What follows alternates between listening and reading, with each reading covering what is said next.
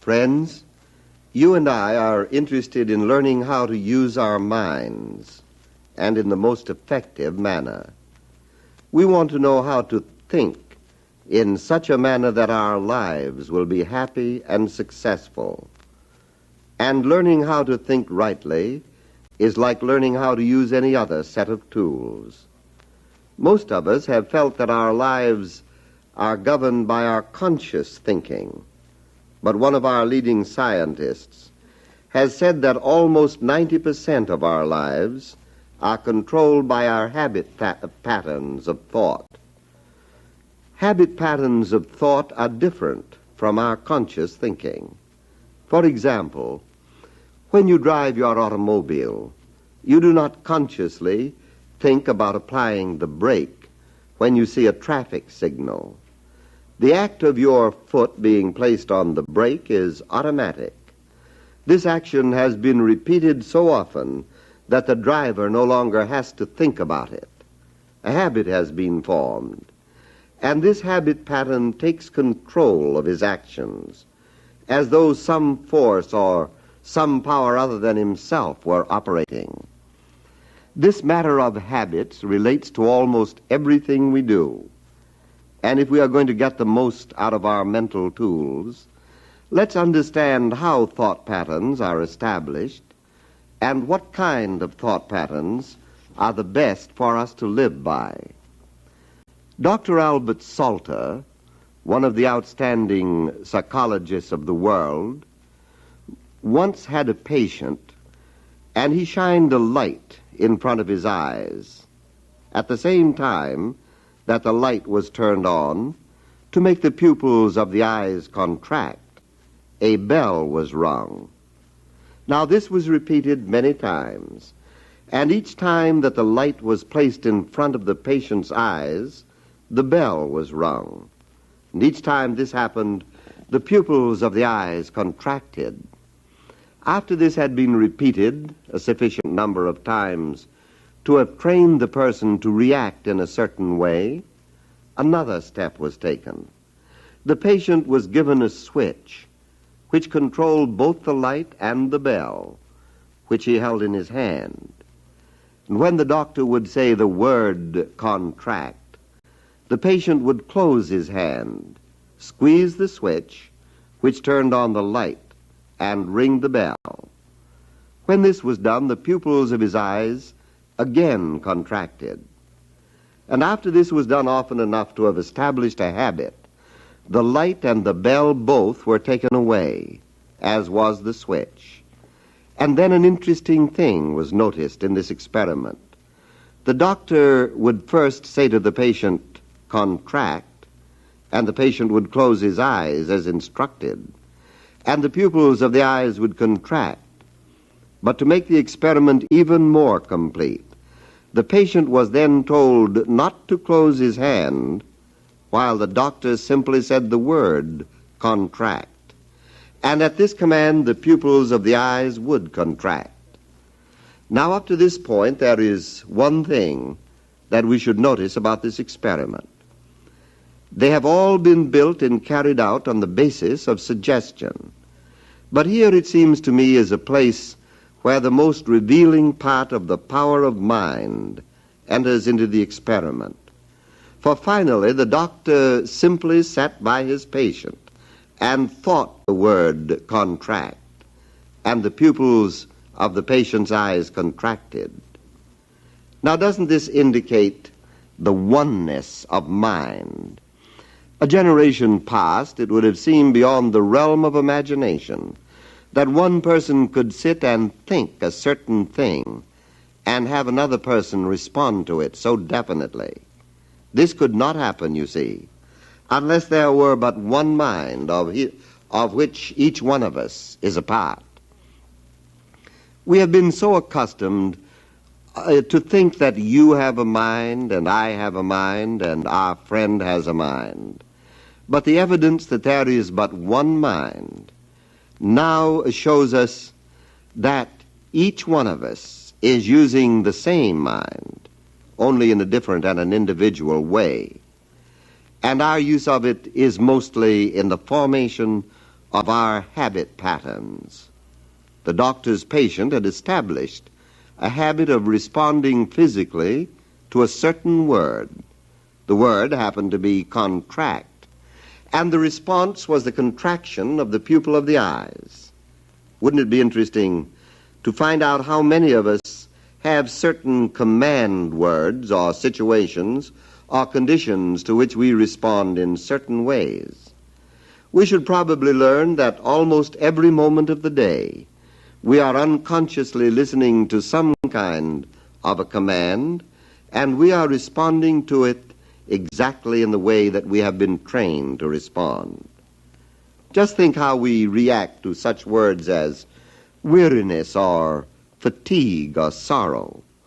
And then let's contrast this and think how differently we respond when we hear words like wonderful and beautiful or happiness and peace. In each case, you see, these are commands that we have learned to react to, and in a certain definite way.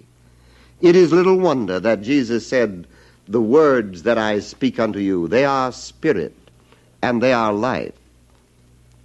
The story is told of a little stray dog who had been buffeted about in a very cruel way. The little dog slinks around buildings and lives a frightened life. He steals his food wherever he can find it, and at the sound of human voices he runs and hides. Now someone might say about this little dog that he has an inferiority complex or that he is neurotic. The fact of the matter is, he is a very fine little dog. He is doing exactly what he has been trained to do. Unconsciously, he is listening to the many silent commands and reacting to them just as you and I do, as we respond to the habits that we have unconsciously acquired. The reason that anyone reacts to a subconscious command or a habit is because he has accepted the command without reservation. He has taken it into the very depths of his mind. Now that he has done this, the thought pattern takes control and works for him. He doesn't even have to think consciously about it anymore. The wonderful part of this is that we can use this technique of building habits to bring good things into our lives, to bring happiness and health, and to bring peace and success. And if we want to form these new thought patterns, we simply begin to use new command words and persist until they work automatically for us. Naturally, we turn to the words of the man who spoke as no other person ever spoke before or since. We turn to Jesus. To Jesus, the one who used spiritual power in everything he did. We have always wondered about the miracles of Jesus, and somehow or other we have set him apart as being different from others because of his marvelous power. And yet he told us that we could do what he did if we believe that we can. So it would be well that we should inquire into the nature of his habitual thought patterns. Since we have learned that our minds can work in the same way and can establish the same kind of habits, should we not examine the words and the ideas which were the spiritual commands and the impulsions of his life? You will remember how often Jesus used the words love and life. They seem to be two outstanding words in his ministry. He told us to love God and to love each other, and he told us to love ourselves. And he said, "I have come that they might have life, and that they might have it more abundantly." And finally he said, "The very words I speak unto you, they are spirit, and they are life." And so we find that Jesus was always conditioning his mind to respond to words that connected him with the presence of God and with the power of good. He had conditioned his mind to have complete confidence in the divine presence and to have absolute faith in the authority of his own word. Let's not forget that even in the life of Jesus, this did not happen in a moment's time. He spent many years developing this spiritual habit, which made his life a thing of victory.